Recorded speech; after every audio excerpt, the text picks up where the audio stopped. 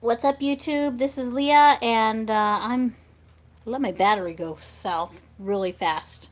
Anyway, I'm sorry. I was supposed to get this done at 4 o'clock, and I had a friend over, and I just couldn't. I couldn't possibly tell her to leave just because I was going to do a broadcast, so I didn't want to. Anyway, I decided not to have a special guest because I'm going to actually do the special guesting. First of all, I want to say hi to my friend Joe Rojas. Hello, Joe. Joe, you are amazing. You are one of my coolest friends in the music business, and we've got to get together again somehow. Um, he is a musician in the style of Nine Inch Nails, by the way, in case you didn't know that. I do listen to that kind of stuff. Not all patriots are listen to boring music. We all are very different. I'm wearing an old Christian Rock and Fellowship T-shirt from the old design. So, anyone, this is the classic design that's all blue and all that stuff.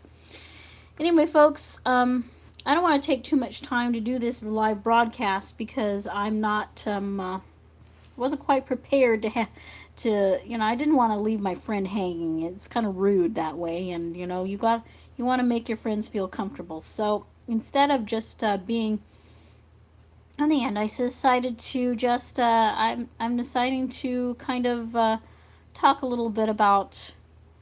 I'm not a walk away person. I already walked away many years ago from that when I was in high school, 30 years ago. When folks, this is my story. I'm already a naturalized citizen. I didn't grow up in Ecuador, but I was born there. Um, I was adopted by an American family. Um, my mother sent me with missionaries on a medical visa. By the way, yeah, we did it right, and I actually got citizenship at the age of 7. So, um, yeah, I know how hard it is to actually bust your butt. My parents did it for me. My adopted parents did it for me, so they busted their butt to get me citizenship. I still had to learn what it meant to bear arms. Um, because a 7-year-old mind doesn't think bearing arms has anything to do with weapons, but it has something to do with wearing sleeveless dresses. Um, yeah, that was my idea back then. But folks, I won't bore you with my silly stories.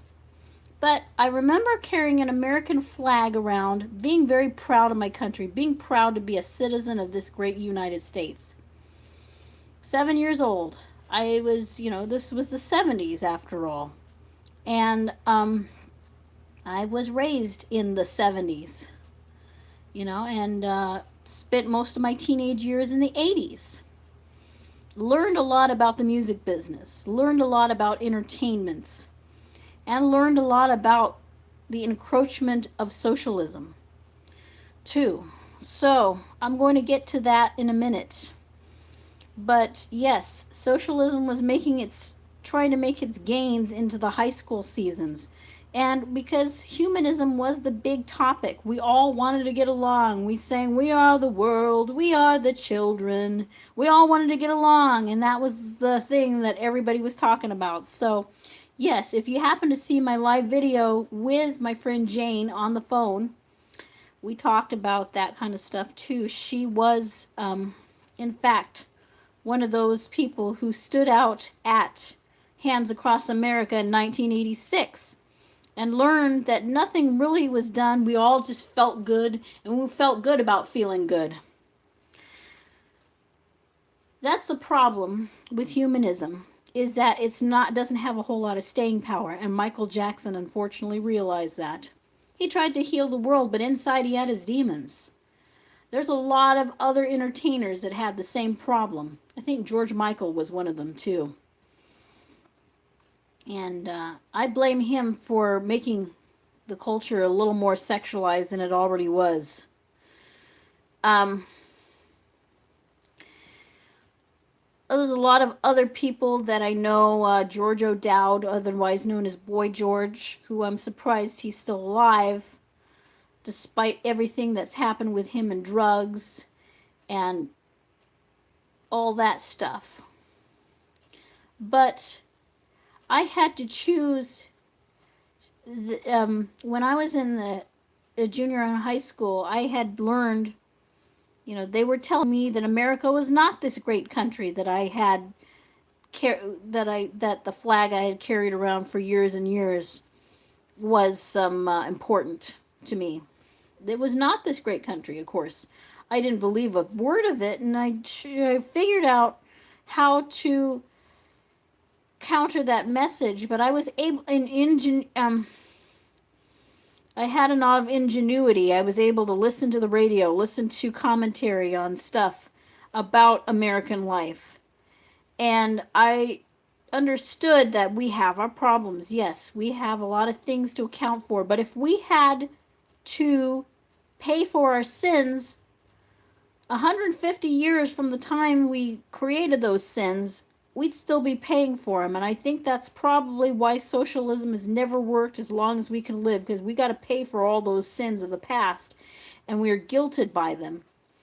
Fortunately, there's a cross and there is redemption, and so that is a good step in the right direction. But if we don't take that step of redemption, we're not going to be able to be free from this area of guilt by association, or guilt by learning not to take on the responsibility of something that happened years ago.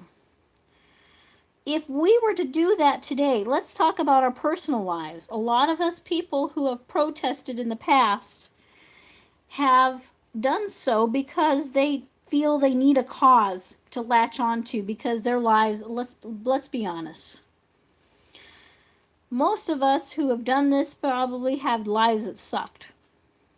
And we have to latch on to something to make us feel better, to make our lives matter. Why do you think families are breaking up? Why do you think communities are breaking up? You got a bunch of spoiled kids on Antifa, and then you got the poor kids from that are being, and they're all being paid with the rent-a-moms. They're all being paid with the rent-a-moms. Let's just call them for what they are. The Black Lives Matter is just one of them, and Antifa is another one. I mean, but they're both, never the two will ever get along with each other, because their agendas are very different, and it won't take long before they eat each other up, because you can only run on so much victimhood. Now, folks, I'm going to share something with you, and some of you know this already if you've seen my Facebook posts, but if you don't know this already, I have problems with my eyesight. This is why I wear the thick glasses, the sunglasses. And Corey Hart is not the only one who wears his sunglasses at night, by the way. I do too, but for the different reasons. I struggle with light perception. I struggle with a lot of different things. I have a lot of struggles in my life. And yet, if I decide, I could make myself a victim class already and become somebody who says, check your sighted privilege. But I don't want to give the liberals any more fodder for what they believe. I walked away from my victimhood a long time ago. And this is my story. I was 18 years old, and I went to a school for the blind. I went to, it was in Los Angeles. And we were all attending this school for the blind. We all had to, my best friend at the time was my roommate. I had to attend classes for 3 months there before I went to college. I went to college at Sequoias in Visalia, just a little girl from the valley, and my friend, she at the time, she was too good for COS. So she moved up in the world and went to Cal Poly, and so, but we drifted apart by then. But here's the thing. Everybody at that place had some victim story about how their parents or people around them didn't treat them right, or they had to struggle just to get it right. They couldn't get people to treat them the way they should have been treated. And I was so sick and tired of hearing about it that I made a vow to myself that I was never going to be a victim of anybody's thing. I'm not going to be a blind victim. And that stayed with me even though my eyesight got worse. I was never going to be a victim, and I promised I would never let myself become a victim. Once you let yourself become a victim, you cannot stay joyful. You cannot look at, I mean, I'm not Pollyannish, by the way. I know there's realities, and I live with those realities all the time. But the joy of the Lord surpasses all our victim status. The joy of the Lord is going to give us, I mean, you've got all these feminists. You got all, and I've got a live video I want to do for Ms. Sarsour sometime. Because I hear she's in the news again trying to make a statement. But she's got people to deal with, and of course I have to deal with a lot of different people as well. Now, I deal with a lot of people, and I want to have, I have something to say to the walk away crowd, if you will.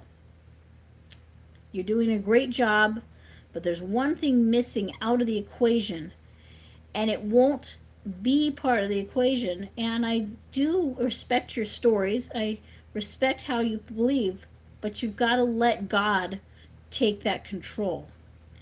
We have been so far in wanting to take that control back from the people that have used us and abused us and treated us, okay, well, we're so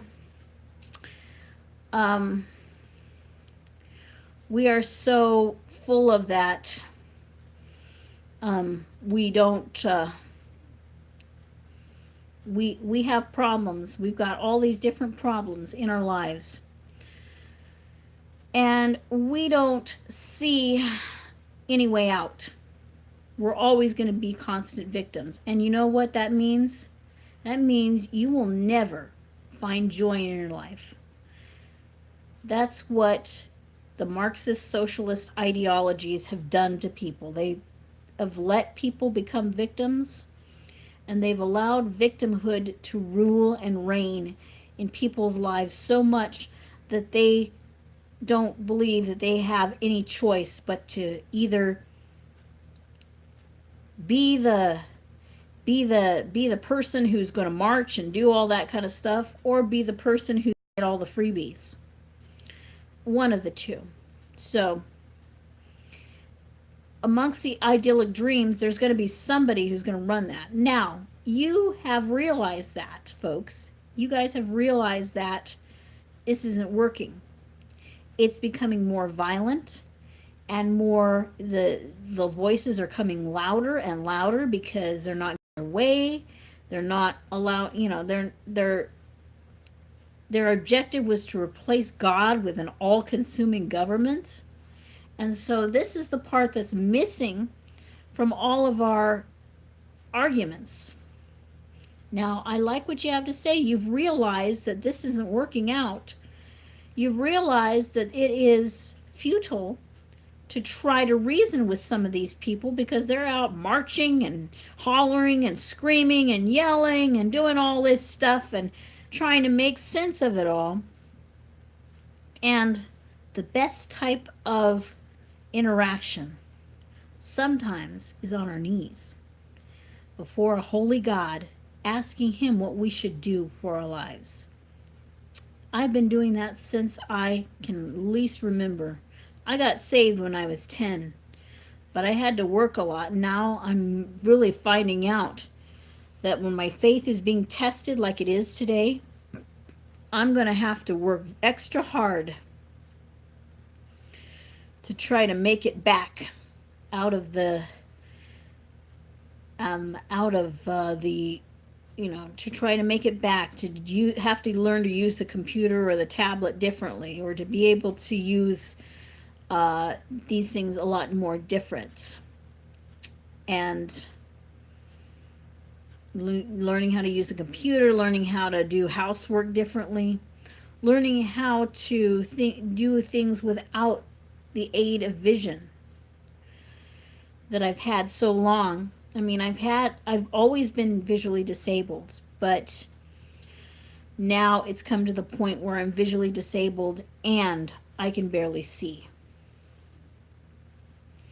So, but victimhood is not for me. Victimhood will never be anything for me. I graduated out of there ever since I got through with college. I got through with, I got through with high school. I got through with, going to the school for the blind. I learned how not to be, how not to put myself in a position where I'm constantly complaining about how the world owes me favors.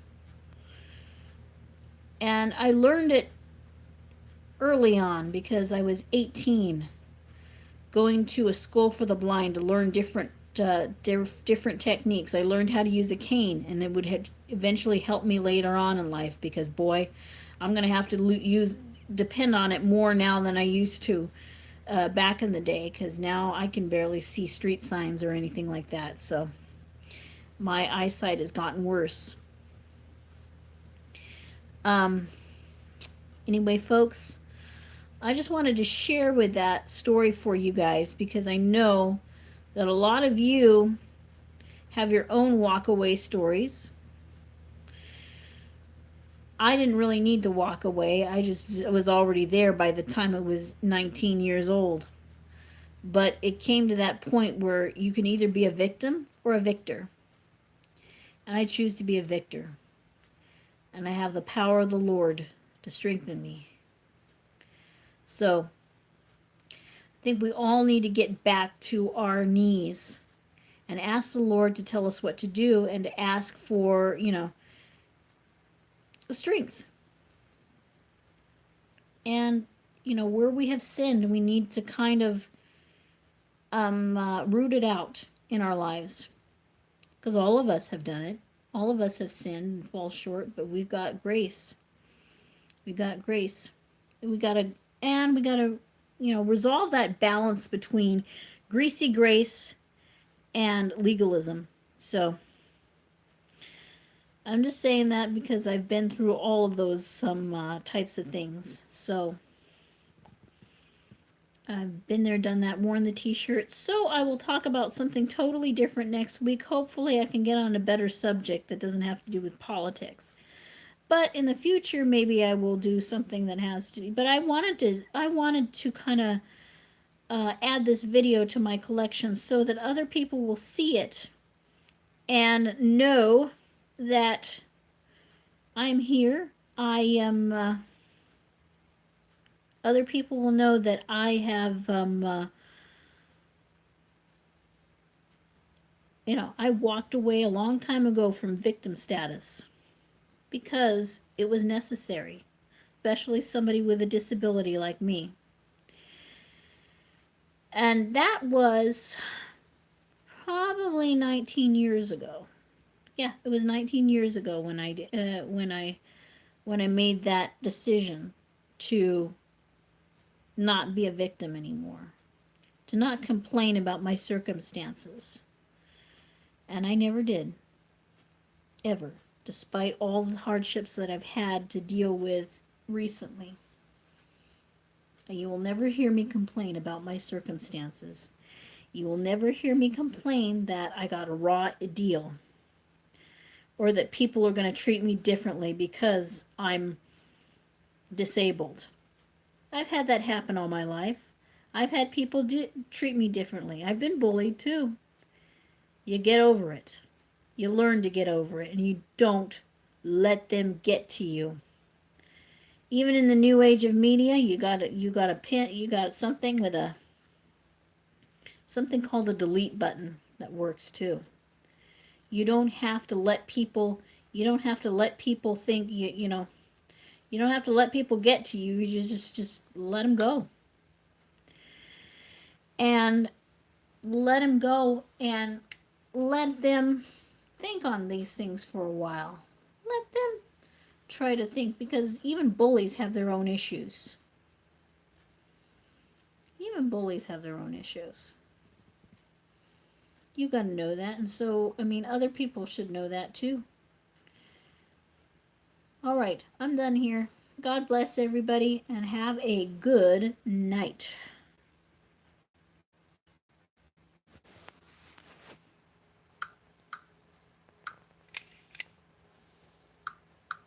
Filters button.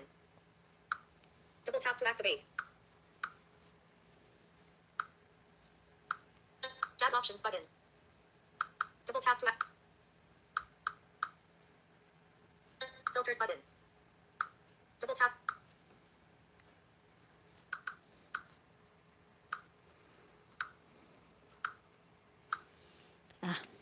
Well, one bad thing about being disabled or blind is that I have to look to feel my way around just to find the finish button, so I'm going to find it eventually. So, no worries. Tab options button. Double tap activate. Switch camera button. Double tap to activate. Back key.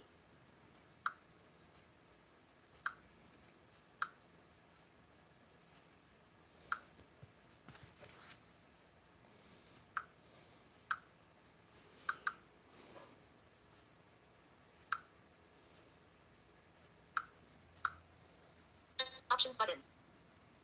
Double tap to activate. Filters button. Double tap to activate. Tab options button. Double tap to activate. Switch camera button. Double tap to activate. Live. 0 watching now. 1 like. Back key.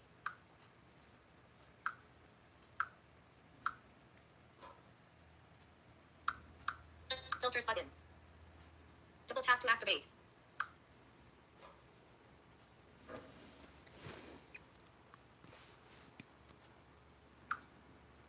Live. Live.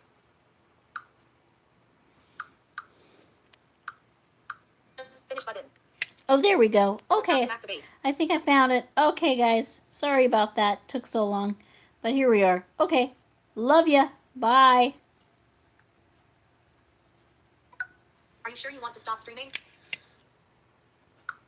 Are you sure you want to stop streaming?